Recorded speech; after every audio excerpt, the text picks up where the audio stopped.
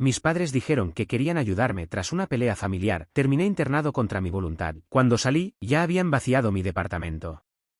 Tenía 32 años y una vida que había construido solo. Trabajaba como diseñador independiente. Ganaba bien. Tenía clientes estables, un departamento propio que pagaba con mi trabajo, y la certeza tranquila de alguien que ha aprendido a no depender de nadie para sostenerse. Mis padres nunca estuvieron cómodos con eso. No con mi independencia, no con mis decisiones, no con el hecho de que yo tenía una vida que funcionaba sin su aprobación como ingrediente necesario. Rubén y Estela llevaban 30 años siendo el tipo de padres que confunden el control con el cuidado, que llaman 4 veces en una semana no para saber cómo estás sino para verificar que sigues haciendo lo que ellos consideran correcto, que opinan sobre tu trabajo, tu pareja, tus amigos, tu manera de gastar el dinero, el barrio donde vives. Yo había aprendido a manejar eso con distancia y con límites. El problema fue la herencia. Mi abuelo materno murió cuando yo tenía 31. Era un hombre que me había querido de una manera diferente a como me querían mis padres, sin condiciones, sin agenda, sin el peso de sus expectativas encima de cada conversación. Me dejó una suma considerable en su testamento. No a mis padres, a mí. Rubén y Estela sonrieron en el funeral y esperaron. 3 semanas después, mi madre me llamó para hablar de lo más inteligente que podía hacer con ese dinero, que ellos tenían contactos, que había una inversión familiar que necesitaba capital, que lo lógico era mantenerlo en la familia. Le dije que no, no con crueldad, simplemente que no, que tenía mis propios planes. El silencio que siguió duró 4 días. Cuando mi padre llamó, el tono era diferente. Valentín, tu madre está muy afectada por tu actitud. No tengo ninguna actitud, papá. Dije que no a una propuesta. Es el dinero de la familia. Es el dinero que el abuelo me dejó a mí. Otro silencio. Estás cambiado, dijo. Desde hace un tiempo estás muy cambiado. Ahí debí escuchar lo que había debajo de esa frase. No lo escuché. En los 2 meses siguientes, algo cambió en la manera en que mis padres hablaban de mí. No directamente conmigo, sino con tíos, con primos, con amigos de la familia. Me enteré de fragmentos. Que Valentín estaba raro. Que había dicho cosas en el funeral que preocupaban. Que desde la muerte del abuelo no era el mismo. Una tía me llamó para preguntarme si estaba bien. Le dije que sí y le pregunté de dónde venía la pregunta. ¿Titubeó? Tu mamá dijo que estabas teniendo noches muy difíciles. Que estaba preocupada. Noches difíciles. Yo dormía perfectamente. La llamé a ella directamente esa misma tarde. ¿Qué le estás diciendo a la familia sobre mí? Solo que estoy preocupada, Valentín. Es verdad. ¿Preocupada por qué, exactamente? Por cómo estás. Desde lo del abuelo estás muy encerrado en ti mismo. No contestas las llamadas. Contesté todas tus llamadas esta semana. No todas. No discutí más. Colgué. Pero algo frío se instaló en algún lugar de mi pecho. 3 semanas después, mi padre me llamó con una voz diferente. Más suave, más cuidadosa. Valentín, tu madre y yo hemos estado pensando. Creemos que sería bueno que hablaras con alguien. ¿Con quién? Un profesional. Un médico. Solo para que tengas un espacio. Estoy bien, papá. Lo sabemos. Solo queremos que tú también lo sepas. Que un profesional te lo confirme. Algo en esa frase me molestó pero no supe exactamente qué. No necesito que nadie me confirme nada. Valentín. Su voz bajó un poco. Lo estamos pidiendo como un favor. Por tu mamá. Está muy angustiada. Ahí cometí el error más grande de mi vida. Dije que sí. Me llevaron ellos. Eso debí haberlo cuestionado. El consultorio era de un psiquiatra llamado Morales. Mis padres lo conocían de algún lado que nunca especificaron claramente. Dije que quería ir solo, que podía ir solo. Mi madre dijo que querían estar ahí para apoyarme. Los dejé entrar. El doctor Morales era un hombre de unos 60 años con una expresión que no daba información. Me saludó. Me preguntó cómo estaba. Preguntas de rutina al principio. Luego le preguntó a mis padres si querían agregar algo. Y ahí fue cuando sentí que algo no encajaba. Los profesionales no suelen preguntarle a los acompañantes si quieren agregar algo. Le preguntan al paciente. Mi madre habló durante 8 minutos sin que nadie la interrumpiera. Dijo que desde la muerte de mi abuelo yo había cambiado radicalmente. Que no dormía. Que había tenido episodios de agresividad verbal. Que había dicho cosas alarmantes en el funeral que ella había documentado. Que estaba gastando el dinero de manera impulsiva y preocupante. Yo la escuché decir todo eso con la boca levemente abierta. Nada de eso es verdad, dije. El doctor Morales me miró. ¿Ninguna parte? Ninguna parte. Duermo bien. No he tenido ningún episodio. No dije nada alarmante en el funeral. Valentín, dijo mi madre con esa voz suave que usaba cuando quería parecer razonable. No tienes que defenderte. No me estoy defendiendo. Estoy corrigiendo información falsa. El doctor Morales escribió algo. No supe qué. Me pidió que esperara afuera mientras hablaba un momento con mis padres. Esperé 10 minutos en el pasillo. Cuando volvió a abrirse la puerta, no fueron ellos quienes salieron.